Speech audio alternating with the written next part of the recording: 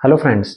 एक बार फिर स्वागत करता हूं मैं आपका मेरे चैनल में। तो फ्रेंड्स, आज हम बात करने वाले हैं इंडस्ट्रियल पैकेजिंग की। एक कंपनी है जो पॉलीमर और कंपोजिट प्रोडक्ट्स में डील करती है और इसका अच्छा खासा मार्केट शेयर है।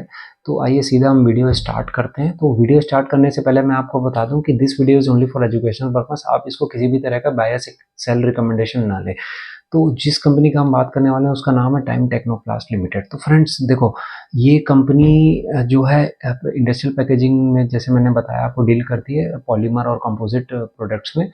और इसमें एक इंटरेस्टिंग पार्ट ये हो रहा है कि कंपनी का जो बिजनेस मॉडल है और जो इसका प्रोडक्ट मिक्स है, प्रोडक्ट मिक्स बहुत अच्छे से चेंज हो रहा है फेवरेबल टर्म्स में कंपनी का, जिसमें एबिटा मार्जिन्स भी इंप्रूव हो रहे हैं और हमको सीधा सीधा ऑपरेटिंग लीवरेज देखने को मिल रही है। तो फ्रेंड्स, कंपनी करती क्या है, ये पॉलीमर प्रोडक्ट्स हो गए जैसे कि एचडीपी प्लास्टिक ड्रम्स हो गए और पीई पाइप्स हो गए, टर्फ मैटिंग हो गया, डिस्पोजेबल बिन्स हो गए और एनर्जी स्टोरेज डिवाइसेस हो गए। ये सब एस्टेब्लिश्ड प्रोडक्ट्स हैं। और वैल्यू एडेड प्रोडक्ट्स हैं जो कंपोजिट प्रोडक्ट्स में आते हैं, जैसे सीएनजी सिलेंडर्स, कंपोजिट गैस को स्टोरेज करने के लिए आजकल सब जगह सीएनजी यूज़ हो रहा है, ऑक्सीजन या हाइड्रोजन वगैरह को स्टोर करने के लिए, क्योंकि हम स्टील और वो सब से अब थोड़ा सा स्विच हो रहे हैं। तो फेवरेबल टर्म्स में कंपनी का प्रोडक्ट मिक्स चेंज हो रहा है। यही हमारे थीसिस पॉइंटर्स हैं, इसीलिए हमारा इंटरेस्ट किया यहाँ पे। अब आप देखना, Q2 के फाइनेंशियल्स बताता हूँ मैं आपको। देखो, इसकी सेल्स ग्रोथ हुई अराउंड 15% में Q2 FY25 में, और पैट ग्रोथ आई है करीब 40%। Q3 के रिजल्ट्स नहीं आए, इसीलिए हम Q2 के डाटा पे अभी बात कर रहे हैं। और दूसरा, मैं आपको बता दूं कि कंपनी के जो वैल्यू एडेड प्रोडक्ट्स से जो रिवेन्यू का चेंज आया है वो 21% का आया है Q2 में FY25 में, ईयर ऑन ईयर अगर हम कंपैरिजन करें। और एस्टेब्लिश्ड प्रोडक्ट्स के जो रिवेन्यू ग्रोथ आई वो 13% आई है Q2 FY25 में, अगर FY24 के मुकाबले हम कंपेयर करते हैं वाई वाई।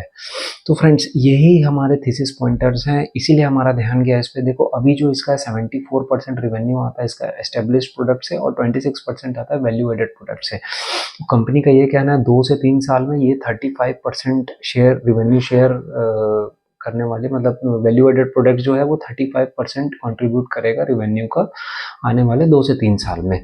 तो अब देखिएगा फ्रेंड्स, बहुत इंटरेस्टिंग पार्ट है। हमने अभी तक बिजनेस मॉडल समझा, अब थोड़ा सा क्या है ना कि एबिटा मार्जिन में बात करते हैं। जैसे कंपनी का जो एबिटा मार्जिन है 18% आया है, इसमें वैल्यू एडेड प्रोडक्ट में 18% है, और जो एस्टेब्लिश्ड प्रोडक्ट्स हैं, मतलब जैसे मैंने आपको नाम बताया, पी पाइप्स हो गए और आपके डिस्पोजेबल बिन्स हो गए, टर्फ वगैरह जो आजकल यूज़ होता है आउटडोर गेमिंग वगैरह में भी, मैटिंग जो हो गई, ये सब इनके एस्टेब्लिश्ड प्रोडक्ट्स हैं। और एचडीपी प्लास्टिक ड्रम्स हो गए जो कंस्ट्रक्शन या इंडस्ट्रियल वगैरह जिसका यूसेज है, उसका 74% मैंने बताया रेवेन्यू कंट्रीब्यूट हुआ, उसका एबिटा मार्जिन अराउंड 12% है। और जो वैल्यू एडेड प्रोडक्ट्स है, जैसे कंपोजिट प्रोडक्ट्स है, सीएनजी हो गए, सिलेंडर्स हो गए, एलपीजी में भी आजकल कंपोजिट सिलेंडर ही यूज़ हो रहे हैं, क्योंकि बहुत लाइट वेट होता है, 50-60% वेट कम हो जाता है सिलेंडर का।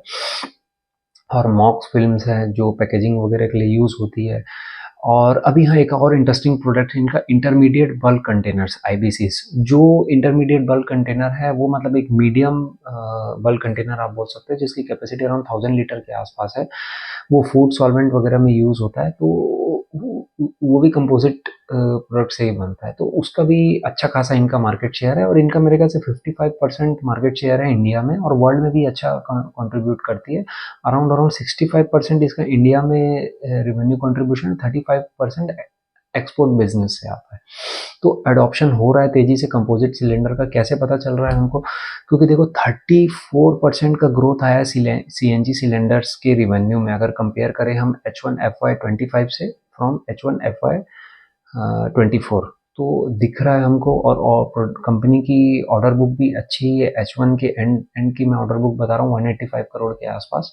और हाँ, आरओसी भी कंपनी का बहुत अच्छे डायरेक्शन में जा रहा है। मायने हमारे लिए क्या रखता है ये कि हमारा आरओई और आरओसी का डायरेक्शन कैसा है। तो इनका आरओसी जो H1 है वो अराउंड 70% रहा, 17%, 1717, और जो FY24 में था 16.4%। तो हम भी एक बैलेंस शीट फोकस इन्वेस्टर हैं।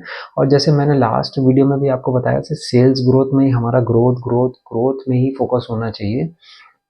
तो इसमें देखो ग्रोथ भी दो टाइप के होते हैं, मैं आपको बताया था, वॉल्यूम और वैल्यू। इसमें वॉल्यूम तो ओनली 15% से ग्रोथ हुआ, लेकिन वैल्यू ग्रोथ मिला, मार्जिन बढ़ी, पैट मार्जिन 40% से इंक्रीज हुए, और ओवर कंसोलिडेटेड जो सेल्स है 15% से इंक्रीज हुआ।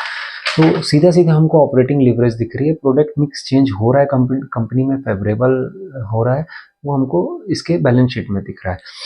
तो फ्रेंड्स, अब कुछ हम बात करते हैं कि हाँ, जैसे मैंने कमेंट्री, मैनेजमेंट की कमेंट्री के हिसाब से बताया कि वो 35% कंट्रीब्यूट कराना चाहती है वैल्यू एडेड प्रोडक्ट से टोटल रेवेन्यू का, और अभी इसका मार्केट कैप है 9,000 करोड़ के आसपास। तो अब हम थोड़े से वैल्यूएशंस पॉइंट ऑफ व्यू से बात करते हैं। मैंने जो एक थीसिस बनाई थी वो आपको बताता हूँ कि इसका FY24 का रेवेन्यू अराउंड 4,992 करोड़ के आसपास था, और इसके पैट था अराउंड 316 करोड़, जो 6% के आसपास आ रहा है।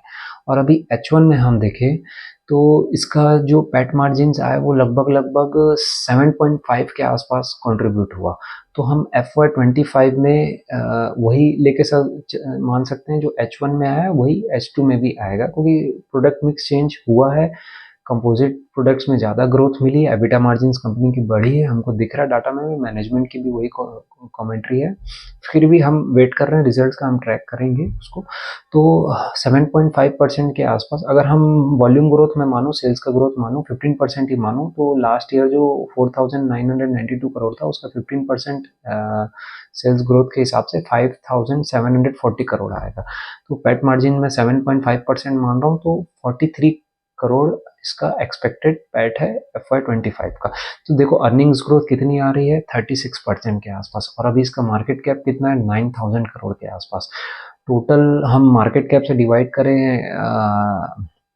एक्सपेक्टेड अर्निंग्स को, तो पीई रेशियो इसका अराउंड FY25 का पीई आ रहा है 21 का, और अर्निंग्स ग्रोथ हमको दिख रही कितनी, 36%। तो पैग रेशियो 1 से बिलो है, 0.5 के आसपास है। देखिए ऑब्वियस ये हमारा थीसिस है, हमको ट्रैक करना है इस क्वार्टर, अगले क्वार्टर में क्या हो रहा है।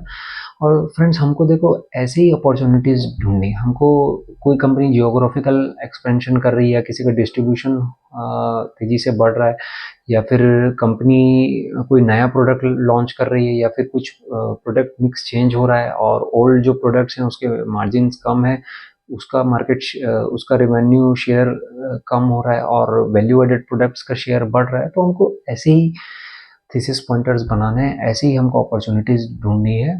तो एक ये छोटा सा था मेरा टाइम टेक्नो प्लास के ऊपर। वीडियो अच्छा लगा तो प्लीज़ अपने फ्रेंड से ज़रूर शेयर करिएगा। फ्रेंड्स इसी टाइप के वीडियोस हम लाते रहेंगे आपके लिए फ्यूचर में भी। मिलते हैं नेक्स्ट वीडियो में। जय हिंद।